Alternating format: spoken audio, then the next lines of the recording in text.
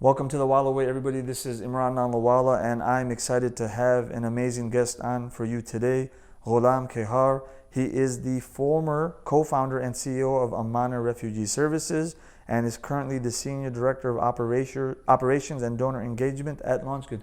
Ghulam, how you doing? Alhamdulillah, I'm doing well. So I'm really excited to have you on today because I've heard a lot about you through our mutual contacts, and I think we're probably of similar age, and your trajectory has been pretty impressive.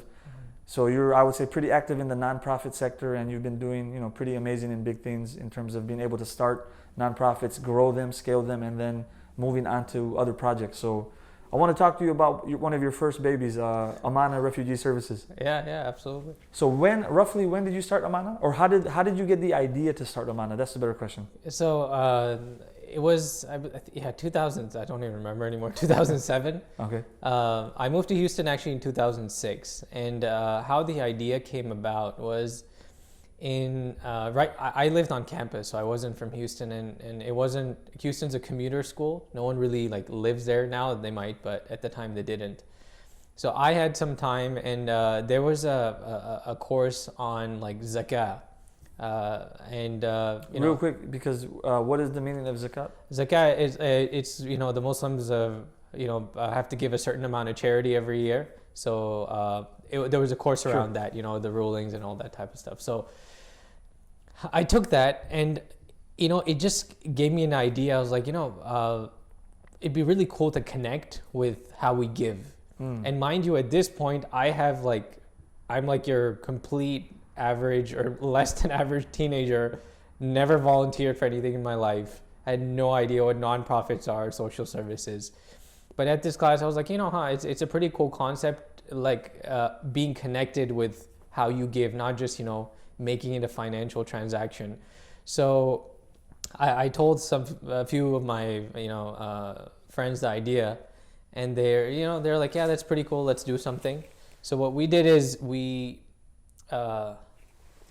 tried to find a family who we could go help. Mm-hmm. So we asked around, and no one knew. So, just because we live in a certain social class that we didn't know anyone in need. But one of my friends eventually found a family in need and gave us the address and said, hey, this family is in need. Why don't you go deliver some groceries? So we raised some money, a few $100s, bought some groceries, and went to their house. That's when something clicked. So that family turned out to be a recently resettled refugee family from Somalia. It was 10 people in a 3-bedroom apartment. The whole apartment complex was full of refugees, and it felt like we came into a different country altogether. Wow. And that just sparked something in me and a few others, where did these people come from? What are they doing here? What's going to happen to them? They didn't speak the language. They just came here from war-torn countries. So that was the trigger to Amaanah. Naturally, we're like, hey, we can't let this family just be. So we kept coming back every few weeks, helping them, and it snowballed from there. So none of this was intentional or planned. It was, it was all accidental in the sense of, how the story of Amaanah got started. I mean, so one thing I would ask you off the bat is some people would see an impetus to even starting, right? They would say, maybe there are other organizations that can do what we're intending to do. So why don't we just push them off onto some of these other organizations? Yeah. So in that regard, why did you think that you could bring something to the table that was unique and different? I honestly don't know. We just knew that they needed help, and we have some capability of helping them. At the time, Houston's a very large city for resettlement. There are 5 refugee resettlement agencies, and they have a very robust system. But they're also federally funded, so they're very limited in what they do. But mind you, we didn't know this at the time. But we were just like, hey, they need help now, and we can do something. Let's do it. So it was very unplanned and just, very, and then mind you, we were teenagers at the time, and so there was no thinking. It was just like, let's help. That's all. So, okay, you guys had good intentions. You wanted to help. Talk about some of the early, I wouldn't say struggles. What were some of the things you had to acclimate to early on in terms of organizational development? Maybe not knowing certain laws, maybe not knowing how to set up your bank accounts. What were some of the early day challenges? Interesting. So we didn't incorporate until 2008. We didn't become a nonprofit until 2008. Almost 2 years after we were doing this, we were managing a large amount of money because our family and friends were giving us money. Word was getting around that there's this group of people doing something.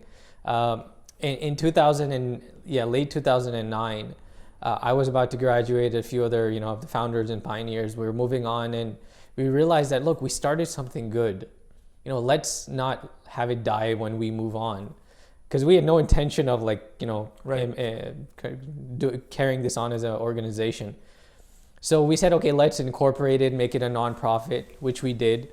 And when we did, we didn't know, we can't be collecting donations. You can't be doing all this stuff. We were just literally doing it out of a personal bank account. So we were very, very naive in that sense. But we got incorporated. And from there, we didn't pay much attention to the organizational development, even at that point, about infrastructure, people, the whole deal. But we were just focused on how do we raise money and how do we help them. And that's usually the story of most nonprofits. Right. But it really didn't get until 2010 till we hired our first employee. I officially joined Amaanah as an employee almost 5 years after it was founded. So that 2011-12 is when we got an office. We started, having, got an accountant, all that type of stuff. So it was a very slow process for us because none of us, especially me, I didn't have any background, and especially any sort of work experience, any management experience. I have a lot of stories about I would not have wanted to work with me back then. So well, give us an example. There's so many, but I didn't. Number one, I didn't know leadership was a thing. I just knew the average person that, hey, you're in a leadership position, you're a leader. So I did not care much about what other people were feeling, doing, thinking. It was look, this is what we need to do. You're either with me or not. It was very much like a hardline approach. It had its place because, we pushed it forward, but naturally you can imagine it turned a lot of people away who were not used to me or close friends. But, it was just a lot of examples, a lot of some of the early pioneers, we got into some conflict. Some people ended up leaving. But and I reflect now, it was really I wasn't consciously worried or caring about the people around me. I was just hey, you need to sacrifice yourself for the mission. If you don't, get out of the way, which obviously is not the right way to do it. So later on, I started kind of consciously learning. It seems like it was part of your growth, so it's something that you would have to go through. But I also see the benefits in the sense that a new project, lean, you have to be laser focused. Yep. And it might have even helped it establish strongly, and then giving you the opportunity to grow, yourself afterwards. Yeah, and an interesting point on that is, of course, it helped my development. But one thing I was, we were grinding at the time, right? And especially me when I became an employee, it was still, two of us on the payroll. That we were doing everything. I was out there raising money, programs, everything you could imagine. And I had an expectation that everyone has to do as much as I'm doing. That was my expectation, which is such a huge leadership fallacy that, you have to be at my level in order to be part of this team. So that obviously, was not the right way to do it. But yeah, it's, I learned a lot. And I remember there were certain points where I kind of got a wake-up call and said, what am I doing? I'm just doing what I thought I knew, but there wasn't really any thought behind it. And then I started consciously learning. So let's focus on that, because you said, now we talked a little bit about team growth, team development, your own personal growth. So you were the first employee, and then I think by the time you left, there were 50 employees. Yeah. So I was a second employee. We had one part-time before that, and when I left, we had one of our programs was in school, so we had a lot of teaching assistants that were part-time. They made up a team of 40 plus actually across Houston and Austin, and then we had a full-time staff of close to 15. So it was a pretty big team, yeah. So talk about then, as you got past these initial phases where you were also discovering your own leadership style. How did you work on how did you work on recruiting the right people? And then once you had them on the team, how did you develop them? Sure. So that's one of my, I guess pain points that I reflect on that. I unfortunately learned it very late. In 2000, maybe 15, almost 8 years in.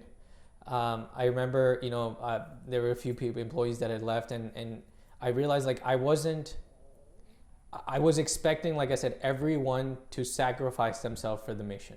Because I'm doing that, you have to do that, which was completely wrong. So my paradigm shifted when I started getting some mentors who were like, look, people that actually took the time, pulled me aside and said, look, you started something good, but you're not going to go anywhere unless you break out of this mold, you learn and you grow. So I started getting mentors. And I was blessed to have, a lot of mentors that are mutual friends and some outside the Muslim community and in the nonprofit world. And then I realized, like, look, my job as, in this phase of the organization is to care for the team, is to take care of them so they can deliver what is expected, because they're passionate people. At the time, in the nonprofit world already, you're not paid much or you're below average, and, you're expected to do more than you would in the corporate. So I was like, my paradigm shifted. I was like, my job is to help them succeed. So, it's not about me. It's not about, even at the time, like it's not even about the mission. It's about these people. Like, I need to build them. So how we recruited was initially through our networks of people and, extended, friend networks and professional circles.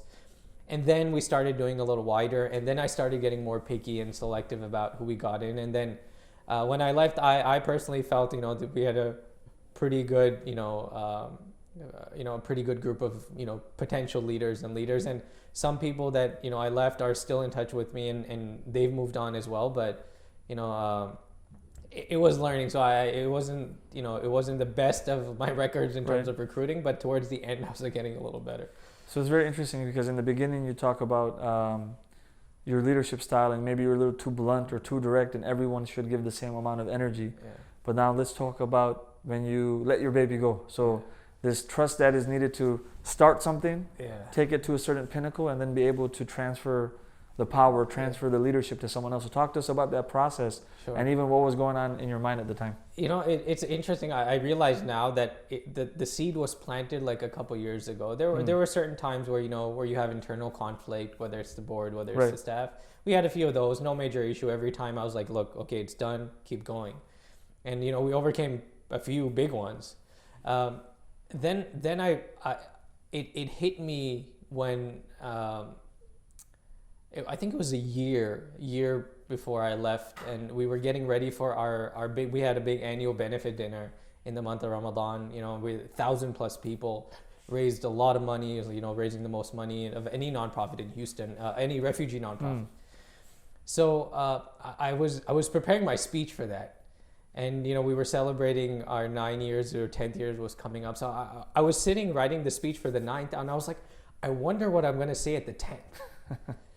I was like, I wonder what I'm going to say at the 10th. And, I was reflecting on how long I've been here, what I'm doing. And over the next few months, I don't know, things start I felt like I was losing a fire. Like that drive I had, because I was on go. And I had got married, I had kids. Even my wife I met through Amaanah, actually. Wow. She's a volunteer.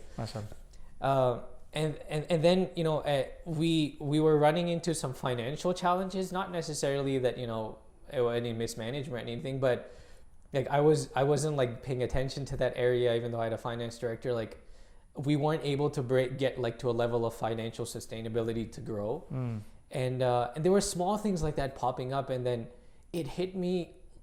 I distinctly remember I was looking and we were budgeting for the following year, and I was like, look, I haven't been able to break out of certain cycles of financial and whether it's people, with other areas of the organization. And it hit me. I was like, I felt in that moment, I realized how naive I was, how much I don't know. I was like, I'm very comfortable living in my Amaanah bubble. I'm at the head of the organization. I'm the founder. Very few people will even challenge me. I'm very comfortable. I'm not what potential am I wasting sitting here being comfortable? So, and then I was like, I need to move on. And it wasn't even that, hey, Amaanah's ready, or, hey, I'm just going to pass it on. It's okay. It was almost forget Amaanah. I just gave it 10 years. Alhamdulillah, thank God it was great. It was wonderful. But I just realized how much I don't know. I'm not going to learn that here. And then I talked to my board chair. It was a very good mentor and friend. I was like, look, I think I'm done. He's like, why? Was something happen? You this, you that? I was like, no, it's just like, I feel like the world out, like I need to learn. Like I'm not going to learn that here. And a lot of them agreed and said, it'd be good for you. So I really didn't even get involved in the transition. I told the board, I was like, look, and they were surprised. I was like, look, I think this is when I'm going to transition out. Let me know how you want to handle it. So I didn't, and a side point, being from the Muslim community, a lot of organizations are horrible at succession planning. Right. We still see that. You'll see people there 20, 30, 40 years still in leadership position. That really irked me. And one of the reasons for also leaving, I was like, I don't want to be here in 20 years still leading this, because that's a sign that I've passed my time to succession. And I'm going to, like, if I'm here in 10 years, I failed myself. Because, I was seeing people and that doesn't mean it's bad, right? Like you're there 20 years, but if your organization's like, unless it's like Amazon or something growing like that, you can justify it. But that scared me. I was like, I don't want to be that guy sitting here in 20 years saying I'm the founder, expecting everyone to do. So anyway, and I was like, look, I'm moving on. And, Amaanah is good. It's great. It's been my life. But I really didn't worry about what's going to happen. And one of my mentors told me that, look, as part of this decision, you have to realize that if you're going to walk away, you have to be comfortable whatever happens to Amaanah after this, whether it goes up, down, like you can't just sit and reflect about it. And once I came at peace with that, I was, look, this chapter of mine with Amaanah was wonderful, but after this, my time with Amaanah is over. I'm not going to be involved, all that type of stuff. So after I left in March of 2018, I was on the board for 1 year. And then after that, zero, no contact, no involvement. So it's, yeah. So how are they doing now? Just briefly, like. They're doing well. I think, eventually hired a new CEO. They're kind of bringing their own touch to the organization, made some changes. And, I'm wishing it nothing but the best, but they're much more financially stable. They got new board members. So I think it's moving in the right direction. It's more sustainable. But I don't I forget sometimes that I was part of it because, and not because anything wrong with it, just for my own being, that I was like, look, and one of the just reflections I had when I was leaving is that, look, I'm still relatively young, and I've got experience that most people will never have, 11 years building an organization. This is Amaanah, inshallah, God willing, will not be the best thing I do. So I'm not going to look at the past. I'm looking ahead. So I'm not too much even in touch with Amaanah or even following it now. Obviously I follow it from a distance, it's in the heart, but I pray if I make, I pray that they're doing well, but yeah, I'm just completely, I need to revisit the memories, and they're good ones. So you need to have some self-reflection time about it. Okay. I do. So I have some success, I have some follow-up questions regarding now your transition out and Sure. new pastures. Yeah. But before I do, I want to focus in on a point, specifically when younger people listen to this podcast, I want them to understand something. And that's, you started this organization, you helped start this organization, and there was no financial incentive, there was no power play. It was, we found a need. We wanted to fill the need. We didn't even know about bank accounts. We didn't know about legality issues and whatnot. But you guys found a purpose and you filled it and you started it and it grew, right? Yeah. Talk about now that initial phase. Okay, it's done. You struggle, you open it. But focus in on how, after so many years, from going from nothing to something, how doors open up. And now you're a player on the scene, meaning the organization. Yeah. And this opens up doors, which is important because now when you do have this grandiose vision, or you want to do something really huge, you have people in your network that you can talk to, you have donors that you can talk to, you have organizations you can talk to. Absolutely. That's a great point. I think the one thing I would say is a couple of things. Number one, momentum is built by taking action, not by writing emails, not by planning, not by making phone calls from your desk. Those have their place, don't get me wrong. but actual momentum, getting people excited, you need to see and feel stuff. So at the start, it's a little bit of like, ready, fire, aim, that you just need to do things to get the momentum. But once you do stuff consistently and with quality, people start getting used to you being a player in that space. People saw our passion. They saw the consistency, that we weren't like some, we're passionate for a few months and then the cause goes away. When we were in refugee services, this was way before the Syrian crisis. No one even in Houston, the largest resettlement city, people didn't know there were refugees there. Wow. So we made the refugee cause known because many people didn't know it. So like we had a passion for it, not because there was interest, not because, it would give us more money, because we genuinely cared. And that goes to intention as well, right? So that, along with doing it, consistency over time is a huge, huge factor. When people see you going again and again and again, getting better, like you said, it opens doors. If you do, 1 year, 2 years, 3 years, 4 years, people get used to it. And then, bigger players come in, they bring in more networks, the network grows. And, you get into places that in year one, you wouldn't have even thought of. Like if you went to them and asked them for money, they'd be like, who are you? But the same people you go in year 5, they see your track record, they see your network. It definitely plays a role. So the point I would, to pass on to the young leaders is, momentum builds, taking action builds momentum. Doing stuff, meeting people, actually building and doing something tangible, and doing it with consistency and quality is your proof to society. Because there are a lot of people that get excited for 1 year. Look at all the organizations and that come up and the groups that come up. That's my measure. I say, okay, I want to see if they're around in 3 years. Wow. Then I'll support them. Because that really, if you can stand the test of time, you've done a lot.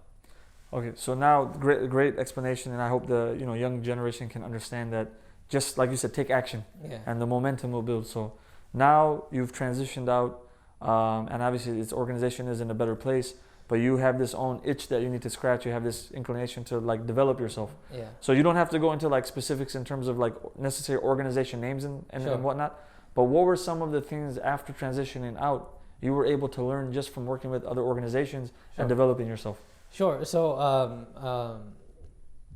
I'm trying to see how I can do it without names. Yeah, of course. So and there's nothing bad. It's only it's up to you. So I moved on to one organization that was actually a grantee to Amaanah. Okay. It was a very large organization, like national, global. So I went from this tiny startup, one city focused, to not only national but global. Very large nonprofit, and it was a great experience. So one thing that my career trajectory that is still true to today, every position I've ever been in, I'm always the first person in that position. I've never taken anyone's role or taken anyone's title. So I'm always coming into this newness, which I love. So when I joined this large organization, I took on a new project that was very new and different to the organization. So I moved cities. So I moved from Houston, and when I left Amaanah, I left Houston. Okay.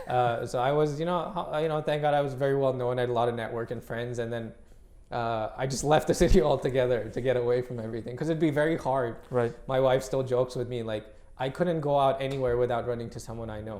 Because you have to network and fundraise, and 11 years of doing that in the city, you were bound to run into someone. So I moved to a different state, and it was unique because I learned the bureaucracy of a large organization, but also the advantages. It has the advantage of, you have infrastructure, you have stability, you have reach. You don't have to, depending on the position you're in, do as much, what you would say administrative. You can focus on more valuable things.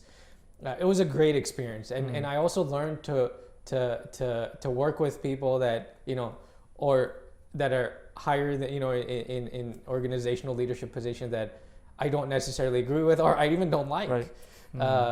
But it was a growing experience that how do you work in an environment that you don't control? Right. Whether it's good or bad. So it was a great experience. I mean, I loved working there. I was there for almost 2.5 years. and I switched roles in between from doing this new project to taking on a national role. I got to build a team. I got to hire. And that's one of the good things I learned, going through a hiring process of a large organization, how to attract people to a large one versus a smaller one. You have to sell different things. So I really felt like I matured over there. Like as a leader, this is where I got to kind of flex or exercise some of the stuff that I learned at Amaanah. And it was great. Like I left on a very high note. I had a great team, wonderful people, still in touch with most of them. So it was great from that sense. I learned how to operate on a larger scale, and now even though I had experience on a smaller, so now I had this experience, I had that experience, and then from there I moved on because I felt that that type of size of organization is not necessarily for me, right? Or at that particular moment, I enjoyed building and working in the projects because I'm I consider myself more entrepreneurial. I'm an idea guy. I like moving fast. It has its pros and cons, no doubt. And just because I wasn't able to do that, I just felt like one of my weaknesses that I can't just suck it up and just do it even though you don't like it. Agreed. I can do it for a while, but it affects my affects me and my morale. Yeah. So I was like, well, let me go find an organization where I can actually be like in more a position of influence, but also take the skills I've learned and actually bring value to them. So I went to a much smaller organization. Actually, it was mid-size. It was between Amaanah and this large one. Sure. So it was a mid-size one, and I got to work over there for a little bit, and it was very clear that even though the organization was wonderful, great work, I wasn't a fit, and I at that point I'd been in the nonprofit sector for almost 15 years, and I always had this understanding that nonprofits don't take much risk. They're not entrepreneurial. They're not really looking to innovate, and it's just how the system is built. And I got to do that a little bit at Amaanah, and actually it worked out pretty well. So I want to go somewhere that I can still have contribute value to society, but also start learning about building a company in technology, and so I joined this. I just recently joined a platform called LaunchGood. It's an organizational it's a fundraising crowdfunding platform that was started by someone 6-7 years ago. It's a tech company, but they're so their values align with what I do, but their customers are also a lot of the nonprofits, a lot of the donors. So not only do I get to learn, but also my skill sets are very much needed over there. So that's where I am, but I'm still very much in my journey of learning and growing. I still feel like Amazon has this saying, right, or Jeff Bezos said, day one. Like I literally feel like I'm starting now. Like everything I've done, it's contributed to my growth, but I'm not resting on my laurels, right? It's not about what you did yesterday. It's what about you're doing today. Wow. And that's one challenge I felt. Again, this is my opinion, especially in the Muslim community, on the local communities and organizations. It's like, look at what we've done. It's always about the past. Like, you should listen to me and respect me because of what I've done over this, X amount of years and who I am today, which has its place. But, that doesn't mean you know more than someone in a certain field or your opinion is always right. Age and experience is always given a higher value than what is right and what could work. So anyway, that's where I am today. So now, just real quick, you brought up entrepreneurship a few times, which is very interesting because usually people would say that an entrepreneur can never be an employee, right? Yeah. And then also, very interesting that you brought up LaunchGood because I do see that as a good marriage in terms of you may technically be considered an employee, but I know they probably prefer to have people with the entrepreneurial mindset. Yeah. So quickly talk about this intersection of nonprofits and why entrepreneurship is very, very much needed in nonprofits. That's a great question. So very early on, I learned that nonprofits, like I said, they don't take risk, and it's because it's because of the donors. You're always worried about, what your reputation, because in nonprofit sector, it's all, you have no reputation, you're nothing, you're going to close. So they're always worried about what the donor will think, like if this fails. There's no appetite or room for failure. You cannot have innovation and entrepreneurship without being able to fail. I was able to do it a little bit at Amaanah because, it was kind of under my influence a little more than it would be. And I also realized through, just in the industry learning and going to meeting people in conferences that the world's problems that the nonprofit sectors are set up to solve, they're all set up to patch the problem, right? And I know more about the refugee work, right? So a lot of the refugee work is federally funded, right? So that you can't really control the funding. You have to do, to get the funding, you have to do what the requirements are, not what you think is needed. So everything is usually set up to what will get the most money, right? And not what will work. So I realized that, you need to have control over money without strings attached, in a sense. So when you're an entrepreneur, when you're, trying new things, when you have money to spend, you have room to fail, you'll learn things quicker and faster and better and solve problems. And there's so many examples. One great organization I look up to is called Charity Water. There's a huge success story, very famous, and and their Scott Harrison has a great book. That's kind of a really example of a good modern nonprofit built for this age. So the intersection is that it doesn't exist. There are very few nonprofits who have the room, the capacity, the willingness to try and fail. They kind of stay in their comfort zone. So companies that are focused on social impact, like LaunchGood, their whole mission is to connect, donors to the nonprofit world and people who have money to get it to those who need it. It's a very creative thing, right? It's a technology company, but it's focused on the same thing almost nonprofits are. So instead of saying, I want to raise money and solve this problem, it's like, hey, how do I bring more money into the whole industry? You go from this level to that level. So nonprofits are kind of operating here on the micro scale. And, LaunchGood and other technology companies are thinking globally and acting globally and have the, willingness to do it. They're thinking on macro, like, how do I bring the whole industry up? You don't, so that's what really attracted me. And there's so much more I could speak to it, but, time's limited, but, there's no appetite to fail. There's no appetite. Like, you fail, you are a failure. You have to answer to donors why you spend the money. There's always this thing of, hey, you could have spent this money helping someone if you didn't do this. But my always was, look, I could, the same analogy that, teach a man to, give a man a fish today or teach him how to fish. Teaching how to fish takes a lot more money, time, and patience.